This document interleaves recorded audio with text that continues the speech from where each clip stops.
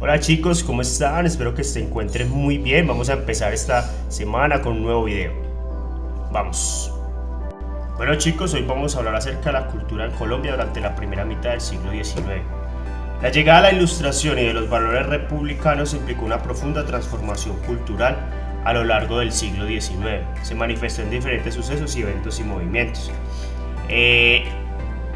Desde mediados del siglo XVIII, los Borbones buscaban implementar reformas que, entre otros resultados, les permitieran aumentar las exportaciones de materias primas, con el fin de incrementar sus ganancias económicas. En este contexto, para hacer un balance de los recursos naturales que los territorios podían ofrecer, se autorizaron varias expediciones científicas, a las que se les unieron botánicos, astrónomos, matemáticos, químicos, geógrafos y meteorólogos, físicos y algunos artistas como pintores e ilustradores.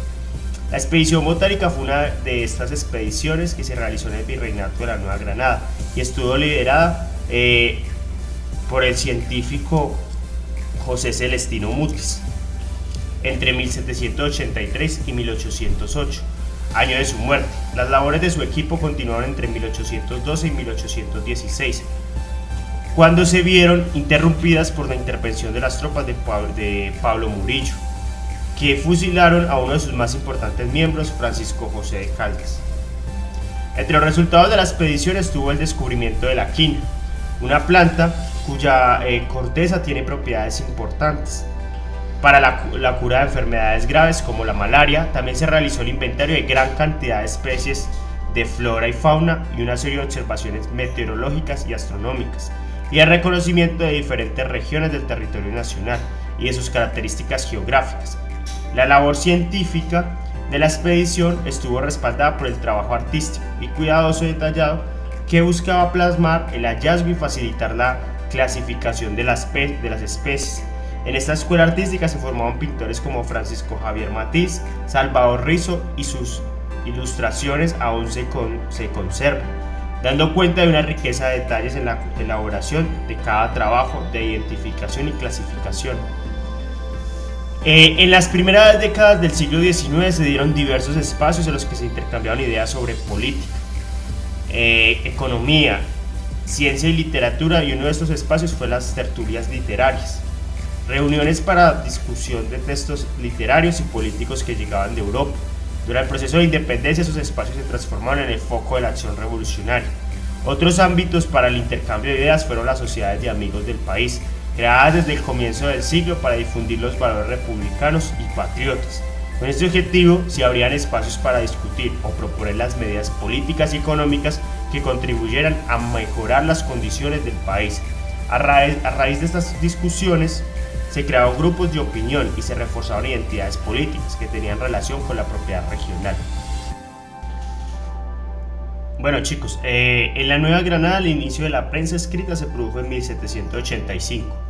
Con la publicación del aviso del terremoto sucedió en Santa Fe de Bogotá. Las primeras publicaciones periódicas fueron el papel periódico de Santa Fe, que circuló en 1791, y el Semanario de la Nueva Granada, fundado en 1808 para apoyar a la causa de los criollos y difundir sus reclamos en 1810. Para este año apareció el Diario Político de Santa Fe de Bogotá, dirigido por Francisco de José de Caldas.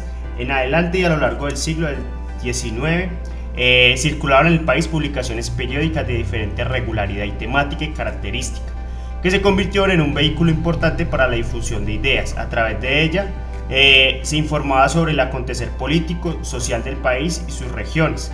Se defendieron ideas políticas, se planteaban debates, se daban a conocer avances en la industria del comercio y se propagaba el conocimiento científico.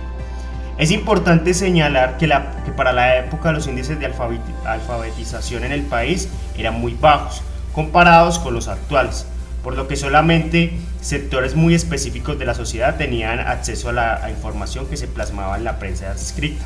Debido a la influencia de las ideas de la Ilustración y a la labor de la expedición botánica desde principios del siglo XIX, en las universidades fueron reemplazándose la escolástica y la teología, materias asociadas a la educación religiosa, por nuevas materias como la física, matemáticas y la astronomía.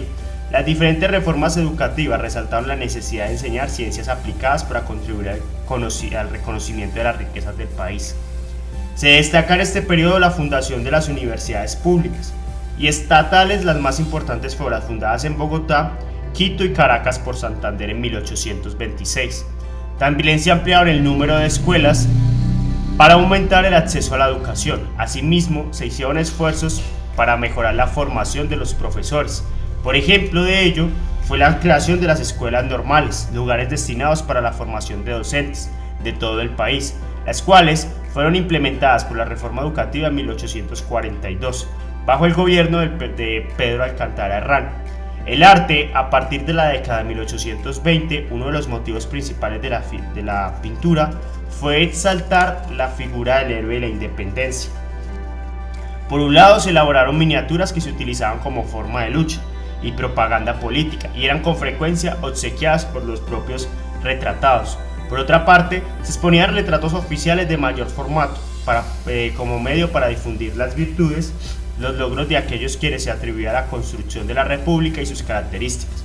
No obstante, la propaganda a los héroes tuvo su contraparte con la caricatura política, género favorecido por el aumento de los periódicos, y allí se mezclaba la crítica, la sátira contra personajes de la vida pública, ridiculizándolos y resaltando sus errores. Para la época, uno de sus exponentes más grandes fue José Manuel Grob. Hoy en día vemos esto en las caricaturas de Matador.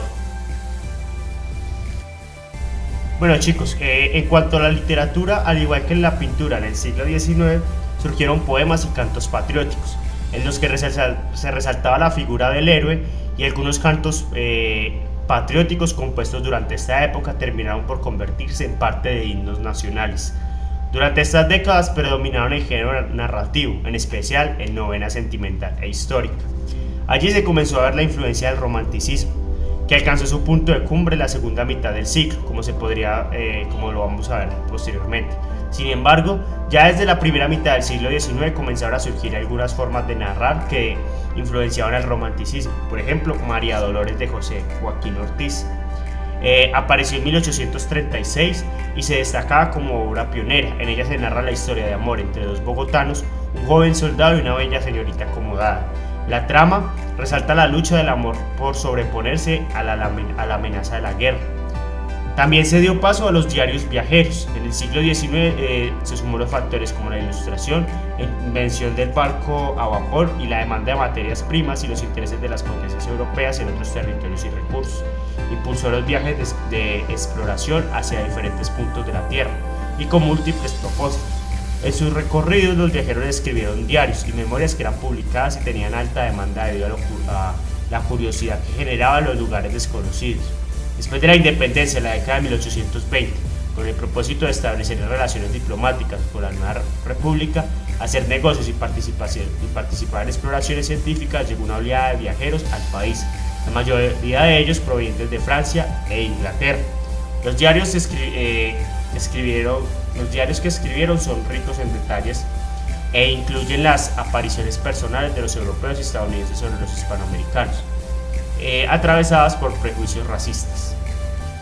Bueno chicos, esto es todo por hoy, espero que hayan disfrutado del video, un fuerte abrazo, nos vemos, chao chao.